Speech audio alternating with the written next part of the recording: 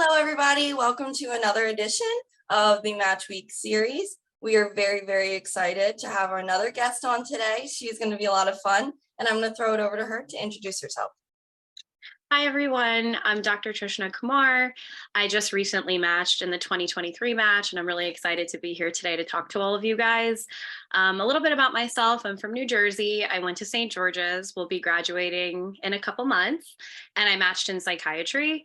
I'm a dancer. I'm really active. I love to read, and I love talking to people. So this is a really great opportunity for us to get to know each other. Amazing. I love to hear that.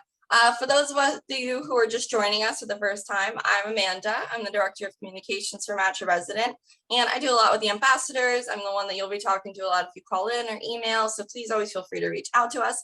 Funnily enough, I'm also from Jersey. I'm in South Jersey right now. So awesome. I love interviewing people. They always are so close. I always am shocked by it. I know. What town in South Jersey are you in? I'm in Mount Laurel. I don't know if you know Cherry Hill, Mount Laurel area. Yeah, I'm on the other side. I'm in North Jersey. Oh, okay. I know. I went to Montclair for a little bit, so I know that area too. So starting off with your journey, obviously you said you went to St. George's. You started your match journey almost a year ago now. This is when things were starting to really ramp up in terms of 2023 match. How did you figure out what you needed to get done for yourself? What documents you needed to collect, what deadlines you needed to do, and how did you organize that to make sure that you weren't overwhelmed by the process? Definitely. Yeah, the process around this time was definitely overwhelming. Being organized and having a checklist for all of the things you mentioned was very important. I used Match Resident. That really helped me organize what programs I wanted to apply to. I dual applied. I had two very strong interests in mind. So Match Resident really helped keep that organized for me. In terms of letters, I opened ERAS as soon as it was open. So I had a forum to keep my letters of recommendation organized. I also, used some sort of scheduling for myself for step studying.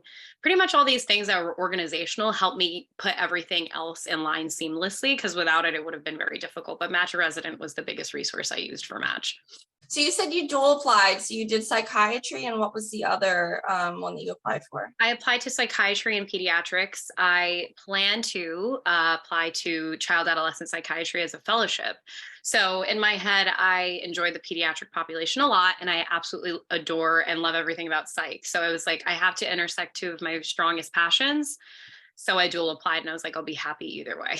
You said you wanted to get the mix of the two of them for you. So that was easy for you to decide what specialties you wanted to do, something you just knew immediately when you were doing rotations, or you'd always had a feeling that you wanted to work with children. You always were really how did that, because I've always been interested in psych too, and I've always been really aware of mental health and how things affect people. So I'm assuming that that's probably something that's always been prevalent in your mind. You've always been kind of conscious of that kind of thing. So how was it easy for you? Were you just oh, that's definitely what I want to do? Or was it kind of figuring it out?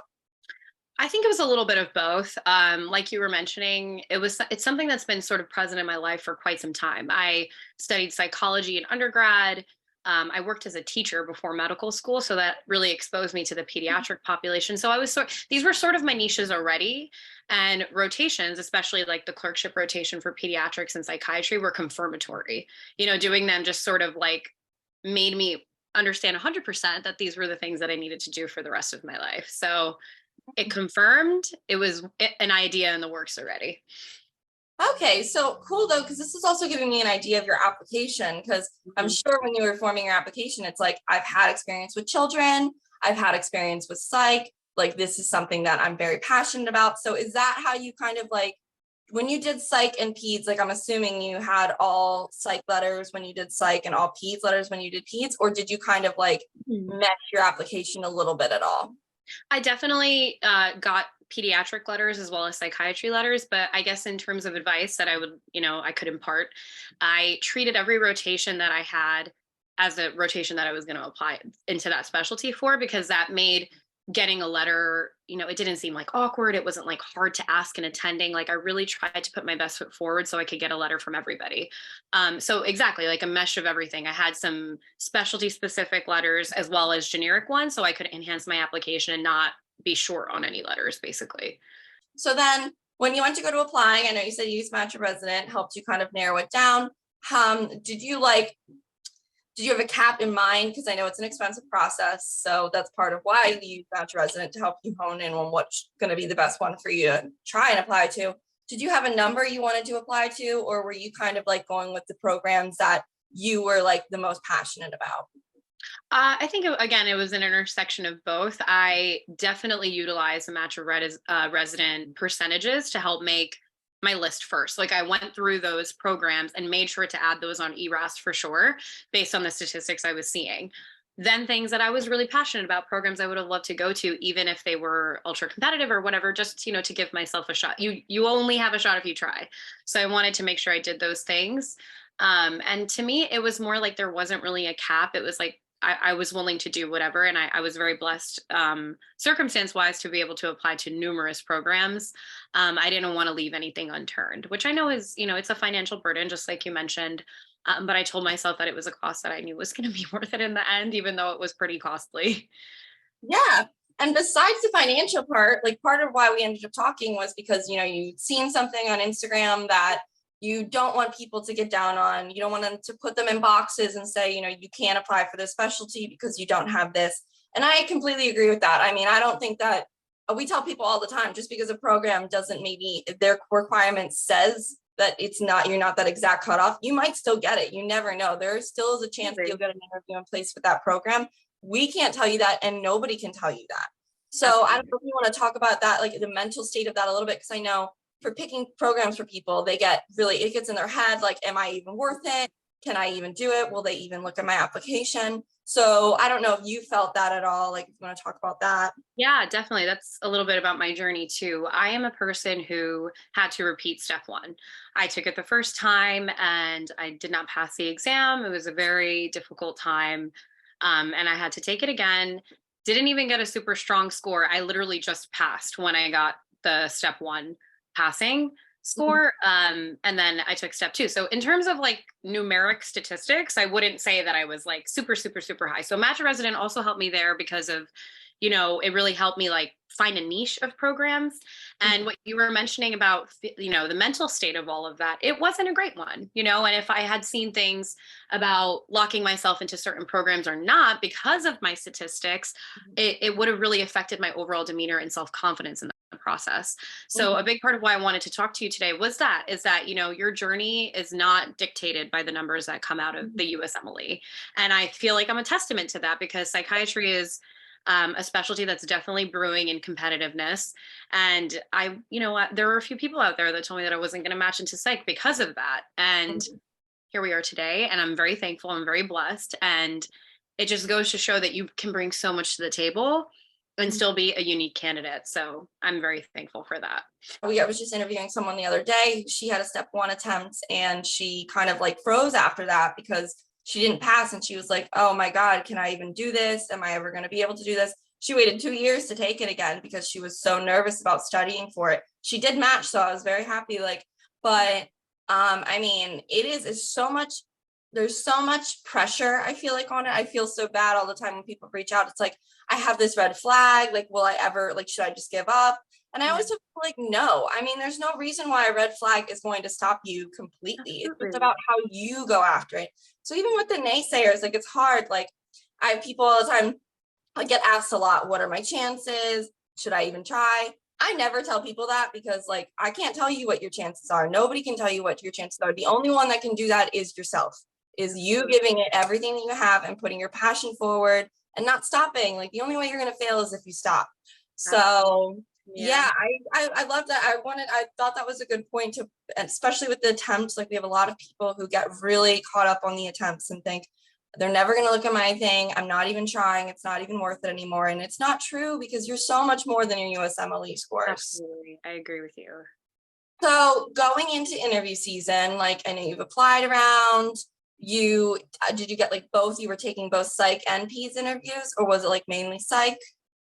So basically, I ended up kind of being split down the middle with how many I had, I was like, then it's really just up to fate at this point, because nothing is leaning in a direction for me. And I've been passionate about both things. So I was like, you know what? I know I'm going to be happy and be able to deliver healthcare in a great way, no matter what. So that was a really interesting process in the sense that, like, I didn't know until Match Monday, or Match Friday, I should say. So that was very exciting. And I was very blessed to get programs in the Northeast region, which is, I was born and raised in New Jersey. A lot of my family is clustered in the New York City and New Jersey area. So I got very blessed. I got interviews in both specialties. And then I used Match Resident again to make my rank list. And then I ended up matching at Lincoln in the Bronx for psychiatry. Was it hard? I know you said you were using like the rank assist tool, but part of it is also like you're not just weighing the programs, you're also weighing the specialties for you. So was that hard for you, like putting your rank assist, your list together, or did you kind of have a feeling based on how your interviews went, like the vibe you had with the programs? So I definitely didn't base it off of how the interviews went, because in my opinion, I think that that's a very subjective way to feel. Because like we're first of all super hypercritical of our own selves, and you're thinking, oh my God, did I say like the wrong thing, to your interviewer sort of thing. But what I did was the vibe thing that you mentioned, like the places that I felt like these people could be my next home, sort of really helped dictate where I put programs on my rank list. And the rank assist tool really helped me with that for sure, because you go back and forth. It's like there's indecision for a decision. So that definitely helped. But the vibe thing, more so with the program rather than the specialty, because I knew that if I was a pediatrician, I could still advocate for mental health as a pediatrician to my pediatric population. If I was a psychiatrist, I could still do the same thing in child adolescent psychiatry. So I knew that I would find a niche and be able to put forth what I want to bring in terms of advocacy to the table. And I based it more on program and how I felt about the people and the environment in which I'd be. And that really helped make my list. I think that's a good way. I mean, it really is. This is another thing I talk about a lot with people ranking. Like we got people asking us a lot, like, which program should I rank first? What would you say? It's like, and like you said about trying to understand what a PD thought after your interview, that's impossible. You can never try and like get like, oh, they seem to really like me in that interview, so I'm gonna like, don't do it. Do it based upon, would you be happy there? The one person I was just talking to told me the rule of, would you want to be with this person at 3 a.m., like looking and like working on charts, and like, are they going to bore you? Are you going to be annoyed? Like, is this a place you want to be? So, yeah. Hypothetical, to be honest. So I like that. So, okay. So you figured it out. You figured out you were going into psych, which is super exciting. And you're going to be in New York. We have so many people in New York now, and I love it. There's so many people there that are fun. You should, Meher, she's a psych resident in New York. Now going forward, like through your journey, your med school, all of your experiences, what are you taking with you into like residency? I know you said specifically advocacy, which I really love that, but what else, like, would you like your personal attributes, maybe like your organization, your mental strength, like what would you say? I would definitely say in terms of my own mental strength, I think going through what I did with step one, being a US IMG, leaving New Jersey, going to Grenada, all of these things have sort of built a strength in me that I didn't know I had. And I think it's a beautiful thing to realize that about yourself, that you're able to handle things that you didn't know that you could handle. So that is what I'm excited about in residency, is that I know that there's going to be things that I cannot predict. I don't know what's going to happen in residency, but I know that I'm prepared for it because I was able to sort of get through a lot of other storms before. And that's shown me that I'm capable of that with resilience. Advocacy, I'm really glad that I can bring listening to the table. And that's going to be a very big part of being a psychiatrist for sure. So I'm excited about that. I'm excited to learn. I think I'm excited to be teachable, because there's going to be so many people that have a lot more wisdom in the field that will be able to speak to me and help me understand the best ways to connect with my patients. And just being able to understand that life has storms, like I mentioned, because you can't talk to patients about those things if you don't understand that you have to deal with them. And that individual perspective is really going to make them connect with you a lot better. So I'm excited. I definitely am. That's exciting. So from that, I want to say, like, for you, what is something that you do to take care of yourself? Like, what would you tell an applicant right now who's maybe freaking out, who's stressed? How would you tell them? What advice would you give? So, the whole process is super daunting. Like you mentioned, there's imposter syndrome to deal with, self-confidence. There's all these things that really, they kind of weigh down on you during all of this. You need to take the time to understand that you are an asset. You're an asset.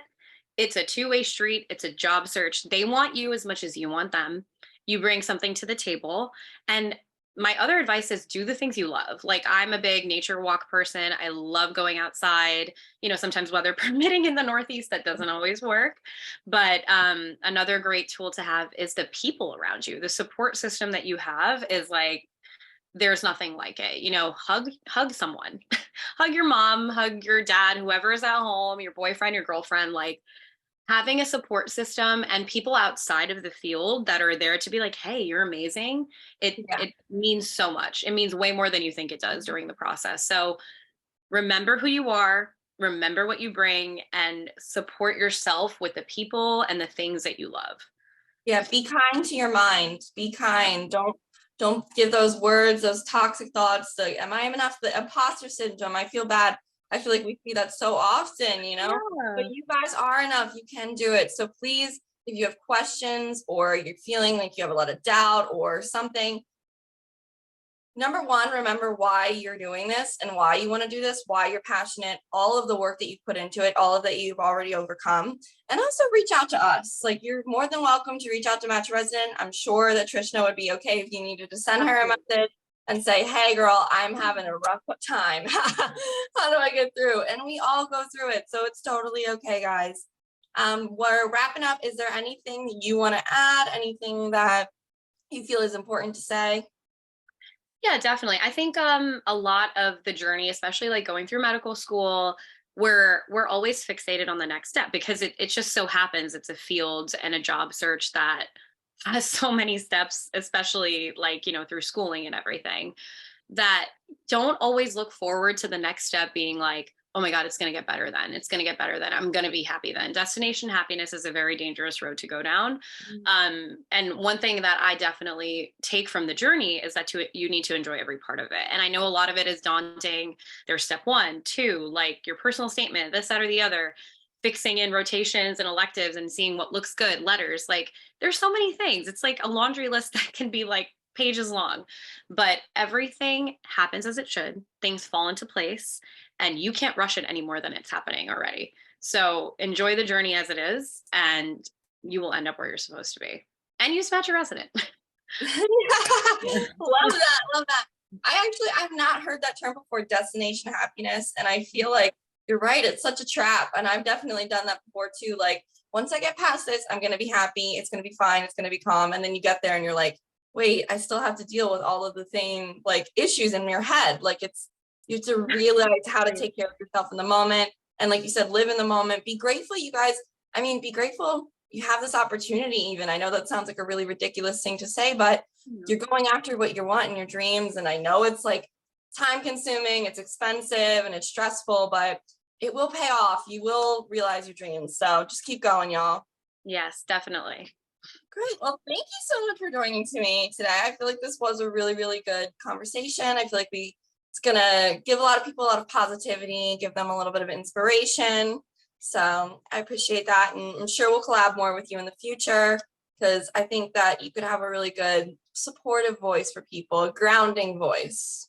Thank you. I really appreciate that. And I'm always here, like you mentioned, for any of you, if you ever have any questions or you just like to chat and like have a soundboard, I'm here. And I wish you all luck on this journey. So what's your handle on Instagram? It's TTEE_312. And I think you're gonna attach it. Yeah, Maybe. we'll attach it as well. I just in case anyone on like YouTube or whatever saw this and wanted to find you. Yeah. Sure. Okay, great. Well, thank you so much for joining us. And I thank everybody else for checking in. And if you have any questions, please reach out to us.